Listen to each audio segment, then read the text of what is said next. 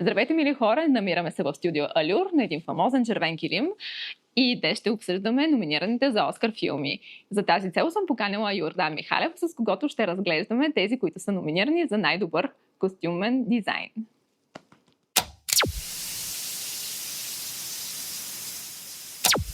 Много ти благодаря, че прие поканата, този разбор за предстоящите Оскари. Аз ти благодаря, че ме покани. Аз знам, че си голям фен на киното и на Оскарите. Да, на киното повече. Киното си е изкуство, да. Обаче и бизнес, и то е сериозен бизнес. И тия награди, бидейки едни от най-важните, даже може би все още най-важните награди в тази индустрия, ти показват коя е посоката, в която тази индустрия се развива и иска да се развива. Mm-hmm. И ти показва всъщност посоката, в която цялата тази индустрия иска и възнамерява да се движи. Кое й грабва вниманието.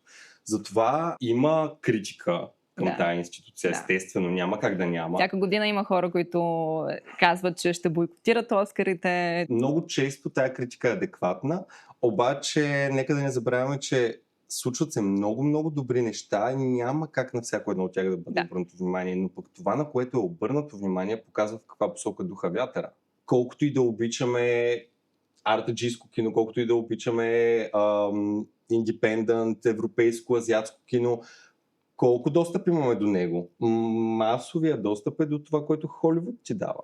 И последно време, според мен, не знам, може на тебе може да не ти е направо впечатление, обаче според мен започват да обръщат внимание на много по-малки, интересни неща. Има и инди филми, нали, индивидуално спонсорирани. С малък бюджет. Да, филми, които имат много добър отзив и дори печелят награди. Мисля, че миналата година имаше един такъв филм, който беше на Нора, който спечели Обра. И то беше пак с доста малък бюджет, много по-европейски направен, отколкото холивудски. И въпреки това имаше доста добри отзиви. Миналата година имаше няколко инди нискобюджетни филма, които бяха номинирани, което беше включително и анимация. И анимация. И те печелиха, което е най-готиното в цялата ситуация, че наистина хората, които го правят този бизнес, започнаха пак да гледат към малкото кино. То не е ли защото като че ли Холивуд малко или много започва да губи идейност и започва да прави се сиквелс и да гледа по-назад, да преработва някакви истории, които вече сме ги гледали. И като че ли европейското кино продължава да бъде такова едно живо и интересно и дори различно за масовия зрител. Европейското и азиатското също, според мен, кино. То си има просто един такъв европейски дух или пък азиатски. Малко по-индивидуално е. Малко по-възможно е тук един човек да събере една група от хора, да реши, че иска да направи филм. Криволяво да успее да го направи този филм. Големите студия обаче те не работят по този начин. Да. И там има супер много формули и какво ли не. Но пък реално погледнато едното не пречи на другото. Има хора, които искат да гледат Спайдермен, има хора, които искат да гледат Батман. И няма нищо лошо в това. Въпросът е, че ако до преди няколко години се обръщаше предимно внимание на тия огромни блокбъстери, вече започва да се обръща внимание на по-малките интересни неща, защото на хората това им харесва. И е хубаво, че и на индустрията това и харесва.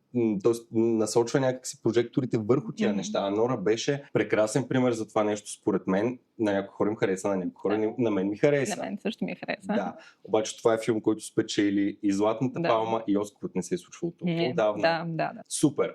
Браво! Искам още. Тази година като че ли нямаме такива, или? Имам чувството, че забравих абсолютно всеки филм, който е номиниран за най-добър филм. И единственото, което ми остава в главата, Марти Сюприм, това е голям филм. Нюрнбърг мисля, че е номиниран. Синърс е номиниран. Синърс е номиниран, който е голям филм. Бразилския The Secret Agent. Това не мисля, че е особено голям. Има от към чуждестранните англоязичните филми. Има доста интересни неща. Но най-добрият чуждестранен филм, който аз гледах тая година, не е номиниран. На мен ми е лично много тъжно. И това е No Other Choice. Корейски филм, прекрасен. Страшно красив. Обикновено са им доста няма да говорим синематографични. Да. техните филми. Да си поговорим за костюмите. Как се определя филмът, който ще бъде и какви са критериите, по които се номинират за Best Costume? Не мисля, че има точно критерии, защото в крайна сметка начинът, по който се определят номинациите и след това победителя в Оскарите е, че членовете на академията, които са хора, които са официално поканени. Те са хората, които, когато започне процеса на гласуване, те просто си правят един списък за тях най-добре свършената работа през годината. После всичко е на точки, всичко е математика. Хората, които я вършат тая работа, казват на тях кое им харесва най-много като добре свършена работа и то просто си показва кои са най-високо оценените хора от техните колеги, което е готиното на Оскарите. Това е хубавото, че когато печелиш Оскар, го печелиш, защото хората, които вършат това, което ти вършиш, разбират какво си направил. Да. Не е просто защото така са решили да ти го дадат. И според мен всеки човек обръща внимание на различни неща. Да. Ама общо взето костюмния дизайн, той има функция основна, която е очевидна. Очевидна в смисъла, че когато един образ излезе пред камерата, в повечето случаи първо го виждаш, после го чуваш. И е много хубаво и важно, когато си синхронизирано. Да, като го погледнеш, просто получаваш автоматично някаква информация. Кой е този човек? Има автентичност в героя. Да, дрехите имат... Как да кажа? Душа. Говорят по себе си. Те говорят, ние в живота, нормалните хора в живота си, ние правим много съзнателен избор, какво обличаме и той много сериозно говори за това, кои сме ние като и дори ако персонажи. вземеш нашето време, в което много често много обичаме да обвиняваме хората, че не са оригинални, че не са... Начинът, по който те са облечени, ще ти покаже, че може би това е част от тях, може би това, че те не са оригинални част от тях. Аз като бях малка и като ходих на училище с градския транспорт, имах една игра, в който просто гледах човека в автобуса и се опитвах да анализирам какъв е живота му спрямо това какво е облякал. И беше много интересно. И винаги има нещо, което отличава и може да кажеш, нали, това е майка, или сега отива на работа, или няма време да си направи косата и започваш някакси да създаваш буквално образ. Някакъв човек, който изобщо просто е там и си държи и си мисли за някакви неща. И аз още играя тая игра. Даже имам, почнал съм от време на време, въпреки че ме много... Ама това е твоята работа в крайна сметка, нали така? Ти създаваш костюми. Ето ти очевидно го правиш, че понякога виждаш някакви хора и просто знаеш кой е този човек. Аз вече това не го правя. Защото не излизам от къщи. Много интересно. Аз си снимам даже понякога, когато не ме виждат някакви хора, които са... Този човек е главният герой в неговата история. Просто трябва... Main character vibes. Има хора, които да. Много е... На мен поне ми е забавно. Ма често ли срещаш такива хора, които казваш, че той е мега филмар? Не, то да. В добрия смисъл. Само по начина, по който е облечен този човек, може да си представиш, че в неговото ежедневие има нещо, което е достатъчно интересно да направиш филм за това. Последният такъв персонаж, който си видяла и си казал... На улицата? Да. Бях на спирката, чаках трамвая, беше студено и имаше някакъв господин, който беше облечен ще не беше облечен добре, не става въпрос за това, обаче той беше сигурен според мен, че изглежда по-добре от всеки друг човек на тази улица в момента, защото той начинът, по който човек се носи, когато се чувства уверен. Да, усеща се. И той просто беше сложил върху себе си най-вероятно нещата, които са му най-ценни в неговия гардероб. Той беше с едно сако, беше студент, той беше само сако, с сако от такава кожа, като змийска кожа, крокодил нещо такова, с някакви, беше с много остри обувки с златен ток. Скини черни дънки на късани. До момента вече нищо с нищо. Беше с 10 пръста, около 12-13 пръстена и пушеше пура на спирката, докато чака трамвая. Просто явно на човека му предстои важен ден и той е сложил всичко в гардероба му, което приема за ценно. Да. Гениално. Може да му се развалила колата и той просто с трамвая да отишва да си вземе лимузината, да кажем. Примерно, да. Нещо такова. Не беше с стил и не беше с вкус. Той беше с неговия вкус, но нали... То вкусът е много Относително. Да. Много зависи, нали, в каква среда си бил и какво си бил облъчван като нали, красиво. Да, това определено е вярно. Да. И затова да кажем, тук нали, на Балканите имаме едно възприятие за как трябва да изглеждаме, когато излизаме някъде на важно събитие. И да кажем, нали, в Запада е съвсем различно. Цяло балканското нещо, нали, балканския синдром, не знам как да го нарека, това е прекалено специфично. Да. Наистина е прекалено специфично. И винаги можеш да кажеш някой откъде е. Абсолютно. Като го видиш в дадена среда. Mm-hmm.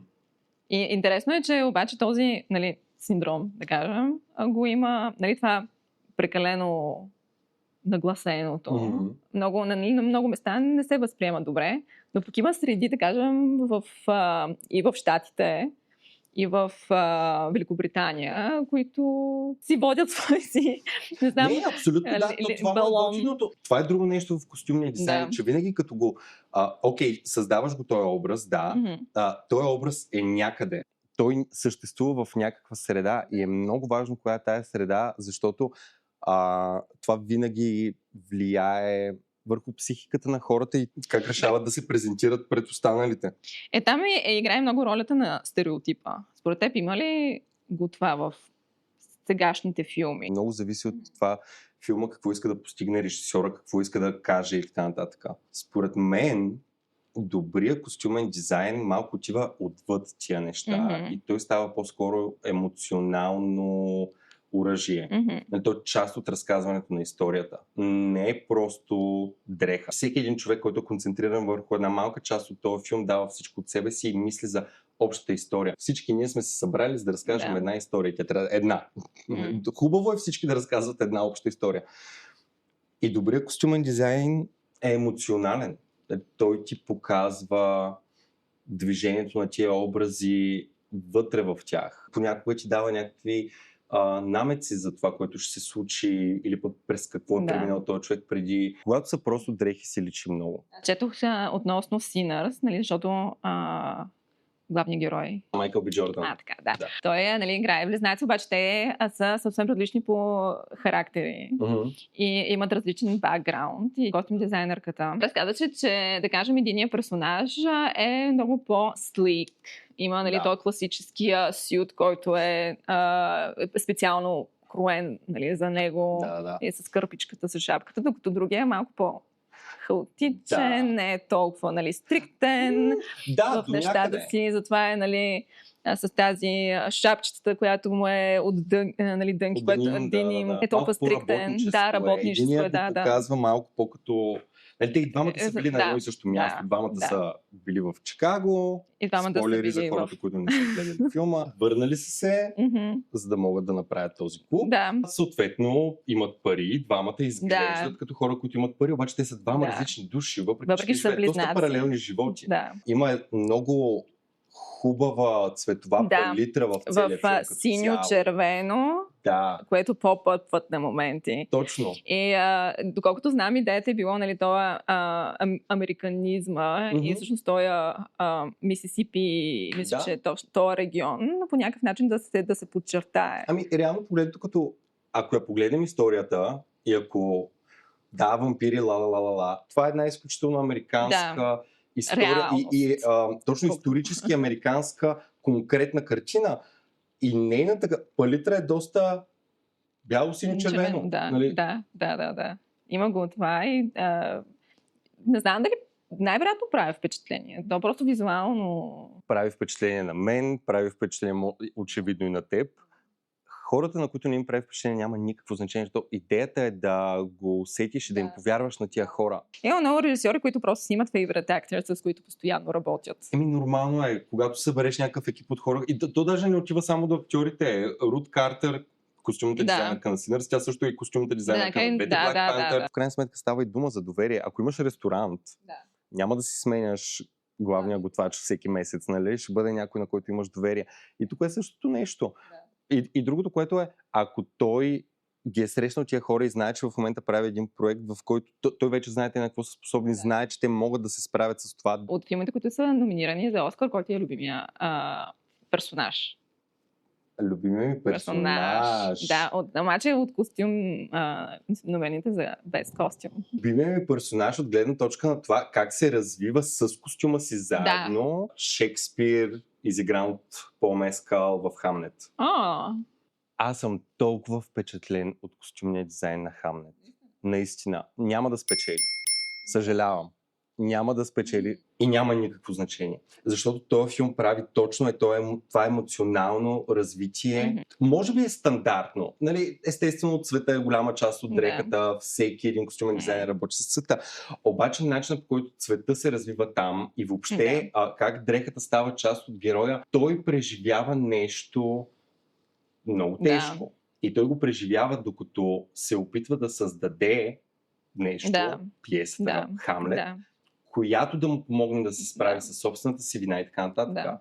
И това, което на мен ми беше супер интересно при него е, че започваме по един начин, виждаме го по един начин, който е доста момчешки. Няма нищо общо с Хамлет, който си свикнал да гледаш от портретите. Едни сиви, сини цветове и малко по малко. Цялото нещо започва да става тъмно, започва да става малко по-сиво. Той все едно изгаря, обаче без огън. Просто тлее цялото това нещо и накрая начинът, по който завършваме е просто пепел. Той просто последния път, в който го виждаме, той е призрак. Четох за процеса и колко наистина цветовете са били важни. Съответно ли сивото и керамиденото много изпъкват. Но той е вече при жена му. Самите костюми са отцветени с естествени бои. Доколкото знам, са използвали някакви техники, които са outdated, бих казала. Доста. Неговите костюми, т.е. на Пол Мескал, неговите костюми са боядисвани с едно мастило, което е било мастилото, с което Шекспир е писал. То е емоционално съсипващо и заредено, И това е прекрасно. Този филм и костюмите в този филм... Добре, защо няма да спечели Оскар? Категорията, ти в началото каза най-добри костюми и така нататък, и то ние сме свикнали да го мислим по този начин, обаче категорията е постижение в костюмния дизайн. И тук може би въпросът идва какво по-точно се приема за постижение. Нали? Хората, които гласуват, дали приемат тая дума на сериозно и какво е постижение в костюмния дизайн. Това е, за мен, Хамлет, наистина е постижение в емоционалния строеж на история чрез костюм. Това е вярно, но това е също така доста в основата на работата ти като костюмен дизайнер. Но аз очаквам костюмните дизайнери да правят това. По принцип, В смисъл, това е the bare minimum. Не е the bare minimum. Би ми се искало това, което тя е направила в този филм, да бъде bare minimum, но няма как, защото тогава това нямаше да е специално. Върши прекрасна работа за филма, затова е илюминирано, но мащаба е малък. Има един друг филм, който стига до едни висоти, които май друг филм тая година не стигна. И това е Франкенщайн. Аз знаех това ще кажа. Да. Според мен, спойлер алърт, това ще бъде филма, който ще спечели.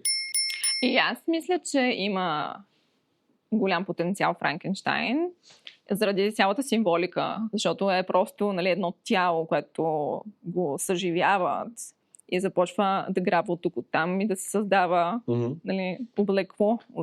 И неговия костюм е всъщност точно това. Накрая като при него също има доста яко развитие, защото накрая като го видиш вече в последния кадър. Той има и вече и персоналите. Самия образ е това. Той просто някой друг е събрал от тук и е създал това създание. След което то повтаря същото, за да създаде вече себе си. Филмите, които са номинирани тази година за костюм дизайн са period pieces. Епохални филми. Епохални. Съответно, това по някакъв начин критерий ли е? И как това помага или пречи? В историята на Оскарите има мисля 5 или 6 филма, които не са исторически, които са печелили наградата. И това включва sci-fi и фентази. И явно е трудно. Явно да го направиш адекватно е трудно. Защото аз пък, когато, защото аз съм от хората, които след като гледам филма, обичам и да се ровя много в всичко. В смисъл, наистина, всичко. Аз съм просто от тези хора. И когато четох за всеки един от филмите, те са епохални, но всеки един от костюм дизайнерите казва, че не е гледал да е исторически акуратно, да е исторически вярно спрямо, нали, въпросната епоха, а по-скоро е гледано да е вярно за героя. Да. Винаги има критика, когато нещо е изкарано от историческата истинност в филмите. Винаги има хора, които са недоволни. Винаги има историци, които са недоволни, защото те го познават. Понякога някои неща са изключително абсурдни. Обаче, филма, да, той може да е сетнат в някаква определена епоха, обаче филма сам по себе си е свят. Ако режисьора иска да направи нещо изключително исторически достоверно, това е едно нещо. Да. Това е артистичен продукт в крайна сметка. Режисьора има концепция в главата си много отпреди да е наел костюмния дизайнер. Какъв е този свят, в който иска да ги сложи тия хора? Нали, като мислиш за гениален костюмен дизайн, мислиш за тези филми. Нали, за мен едно от тия неща е Титаник. Обаче, ако гледаш в момента, те ти изглеждат малко 90-тарски и това е защото те носят в себе си малко тая естетика, която един 90-тарски млад човек би харесал. Да. И за нас вече това е малко... Усещаме го ретро. Добре, ти мисля, че Marty Supreme, да кажем, fashion-wise, е доста fashionable? Да. Първо, че точно тия години, в които се случва. След войната и това е началото на кутюр, по начин, по който в момента го познаваме и му се възхищаваме и страдаме, че умира. До някъде. До някъде, да. Това са точно годините на Баленсиага, на Диори. Това е тя, т.е.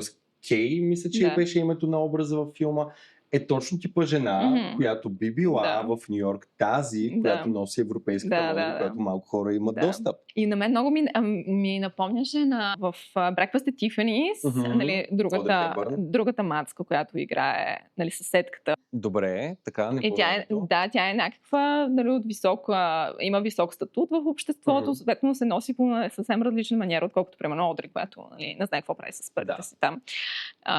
И не знам, нали, да кажем, да го инат нали, вайба и много ми напомняш на тази въпросната дама. Костюмната дизайнерка на Marty Supreme общо взето е явно много голям фен на тази епоха и колекционира поли.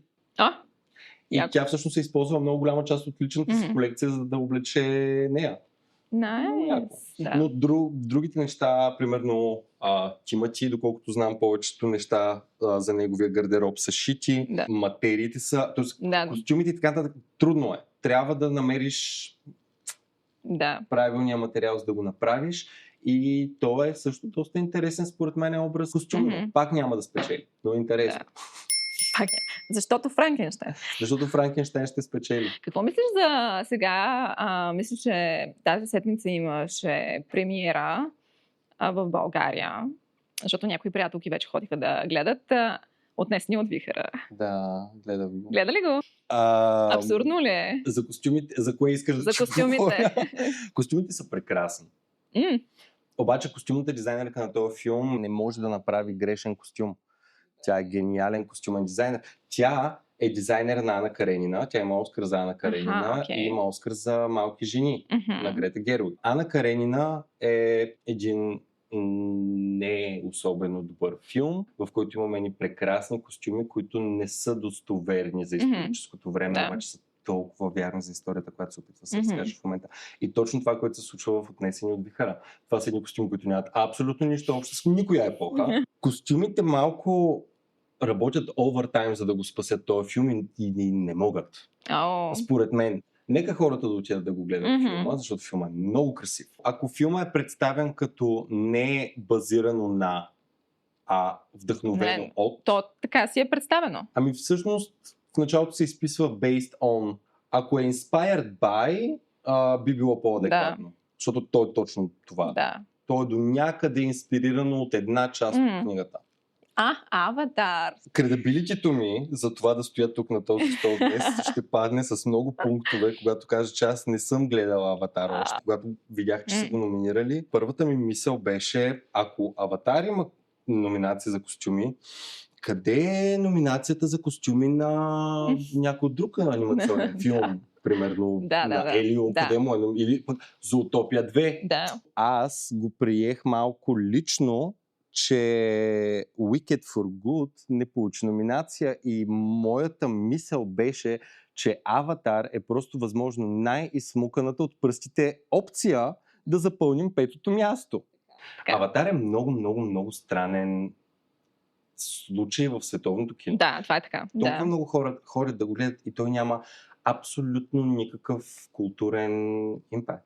Мисля, че първия филм имаше този културен отпечатък, обаче от гледна точка на екология, защото тогава първа започваше да се говори за екосъобразност. Темите на този филм са прекрасни. Хубаво е за тези неща да се говори в киното и да се правят и те се правят. Но то по-скоро се говори по-скоро за... минава и така през... Да, то като че ли самата тема е толкова интересна и важна, въпреки това всички говорим за special effects. И не само... Това е основното нещо, в крайна сметка, което прави филма специален, защото това беше цялата идея на първия Аватар, че такава технология никой никога до сега не е ползвал. Ти виждал ли си как изобщо се заснема това нещо? То е безумно. Наистина е много сложно. Да. Отново тук идваме до културния отпечатък, което това нещо остава. Дай за костюмите. Да. Костюмите, точно така. Те са прекрасни. Да. Те са наистина много, много впечатляващи. Оказва се, че се правят ръчно. Да, правят се ръчно. И се заснемат. Сканират се. Да. Как се движат на въздух, във вода и всички тия неща, след което това нещо вече отива към специалните ефекти. Малко по-рано, когато ти споменах, че все пак категорията за костюми в Оскарите се нарича постижение в костюмния дизайн, може би това е едно невероятно постижение в костюмния дизайн. Обаче това постижение за костюмния департамент ли е постижението или е постижение за специалните ефекти? Да. И ако това е постижението, което тази година е номинирано, бихте спечели, не знам, най-вероятно няма, но може. Защо нямаше номинация за първите два филма, когато системата е била абсолютно същата? Да. Разкажи малко за Wicked. Защо отпаднаха? Wicked и Wicked for Good в крайна сметка са работени като един филм. Те са замислени заедно, те са снимани заедно. Може би това е, което се е подразнило на... Даже не знам дали са се подразнили толкова, защото Wicked има номинации за BAFTA. Wicked има номинации за гилдията на костюмните дизайнери. Обаче там е друго журиране. Да, но много еднакви хора има все пак. Не всички са навсякъде, но въпреки че това беше още рано в годината, когато започна да се говори за потенциални номинирани. Костюмите на Wicked бяха единственото нещо, което не подлежеше на коментар. Това беше единственото нещо, за което хората са сигурни. Абсолютно. Да. Бях гледал едно интервю с Дебора Скот, която е костюмният дизайнер на Аватар. И те винаги започват от нещо, което, когато го сложиш на модела, толкова базово, толкова скучно и толкова тъпче, добре, почваме да слагаме. И то накрая от това наслагване, когато погледнеш целият костюм, той изглежда като аксесуар понякога дори. Обаче е толкова наслоен. Има толкова много неща, които се случват върху него. Да, не съм сърдит за тази номинация. Има реален шанс. Няма шанс. Франкенщайн. Искам и да те питам от филмите, които не са номинирани за Оскар и заобщо всички филми, които бяха излезли през последната една година, кой е най-фешенския филм за теб? Марти Сюприм. Номиниране, обаче този филм има невероятни модни моменти. Неговия костюм е толкова моден, защото той не ти показва кой е Марти Сюприм. Той ти показва кой Марти Сюприм иска да бъде. И това е, което повечето от нас правят. Fake it till you make it. Да, този филм прави точно това. И не, модата е точно това. Модата е fake it till you make it. Да. Аз ще изляза извън всякакви рамки. Най-вероятно ще кажа един филм, който много малко хора са гледали, обаче много препоръчвам. Черната чанта. Да. Аз не съм го гледал това. О май гад, това е брутално добър филм с брутално добри костюми. Да, Кейт Бланшет. Те са малко тип Mr. and Mrs. Smith в началото си мислиш, но са много по-рафинирани. И самите костюми на мъжете също не са купени. Да кажем, ако си гледал Агент 007 от последните, на Том Форд костюмите на Даниел Крейг не му стояха добре, защото са все пак... От магазина? Да, дори не са бяха направили труда да го фитнат. Докато костюмите в този филм са направили специално за актьорите и са фитнати страхотно. Аз се сещам, ние като бяхме по-млади, съответно имаше и много филми, които бяха таргетирани точно към тинейджерите. И там тренди нещата си бяха там. Най-малкото Gossip Girl, нали, беше в тази... Имаше един филм, на мен от най-любимите ми тези тип тинейдж драма, Wild Child, с Ема Робъртс. Да. Тя там има една чанта на Гучи, което ми е абсолютен фаворит от всякъде все още. И такива неща, които ти просто, ако си моден човек, дори ако не си моден човек, можеш да станеш моден човек. Аз си мисля, че просто и тогава беше като все едно златните години на точно и този тип филми, които са забавни, които са комедии, обаче са въпреки това много добре написани. Някакви маси от хора ги хващаха, а сега този тип филми по-скоро ги приемаме като някаква реликва от миналото и малко ги минаваме и така. Точно модни филми, където модата е наистина акцент, даже не акцент, модата е център, е малко сложно, защото модата вече е на един пиедестал, на който тогава не беше точно. Средностатистическият човек не виждаше, не консумираше толкова мода, колкото сега. Не е точно така, защото, да кажем, хората са много... има генерации, които, нали, първо беше Секс и града, после беше, нали, Gossip Girl, което пак, нали, имаше една определена група от хора, която израсна с този сериал. А днешно време, като че ли, поред мен, защото нямаме консистентна естетика за сегашните времена, в които живеем.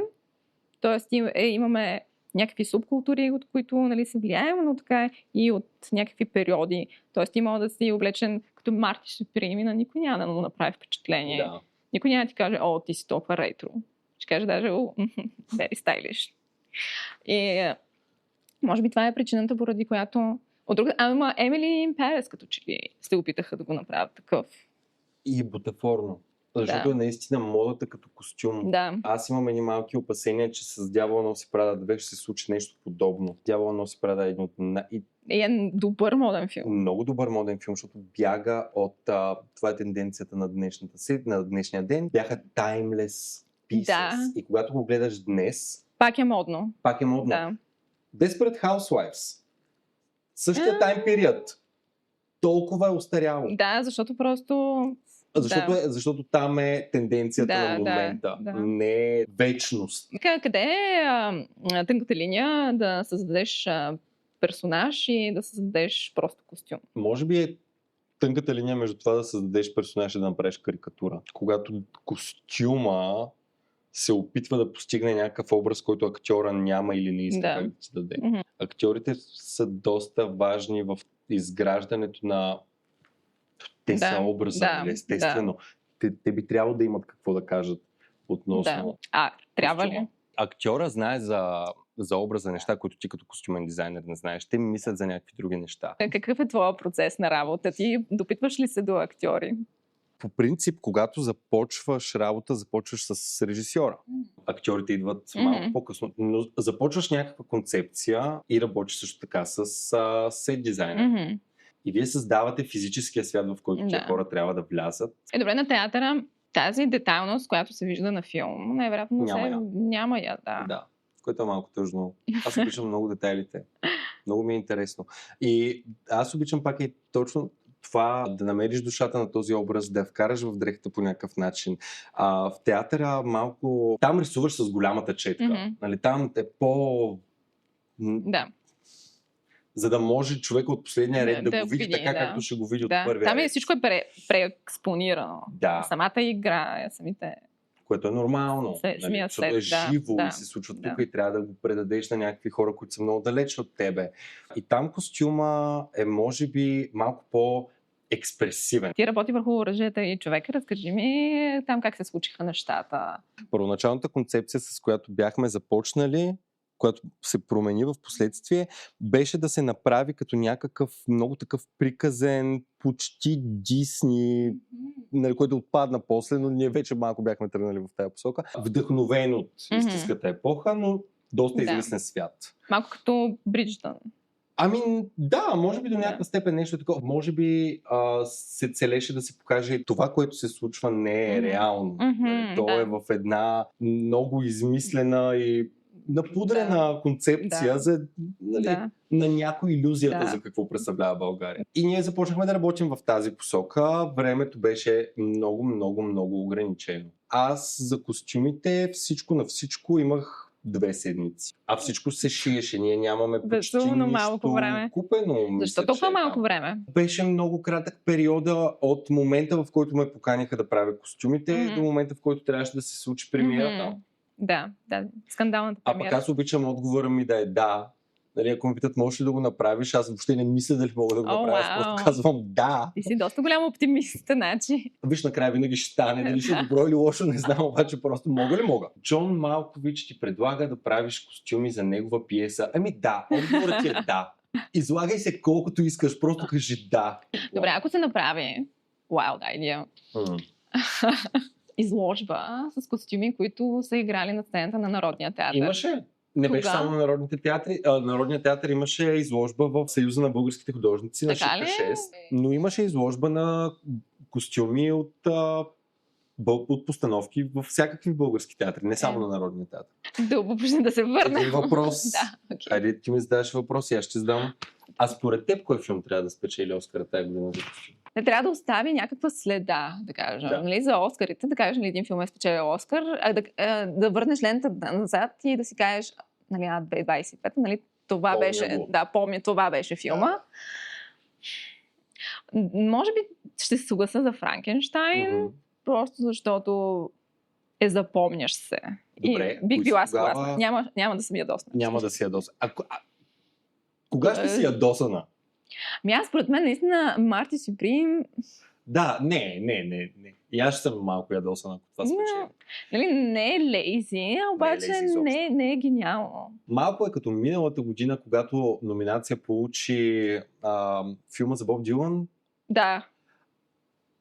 Той отново беше, защото Тимоти Шаламе има 60 и не помня там 60 или 200 костюмни смени. Да.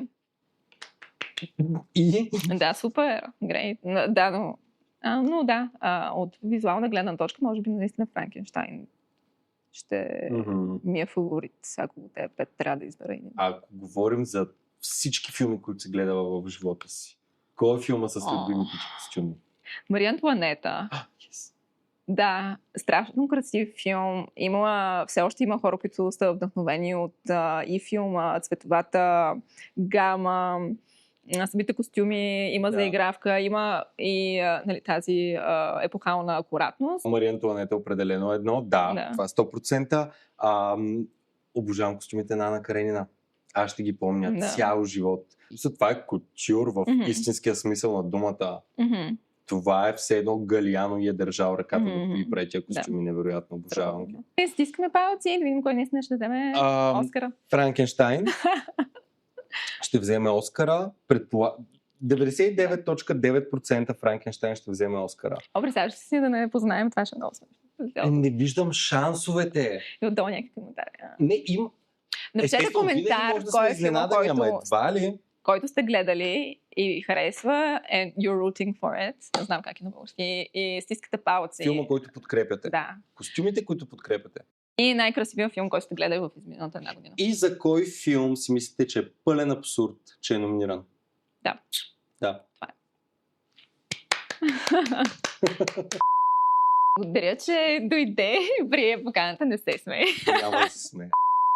Имаше име, което аз вече не го помня. Няма никакво значение. Мисля, че в първия филм имаше импакт. Как е импакт на български? Как е импакт на български?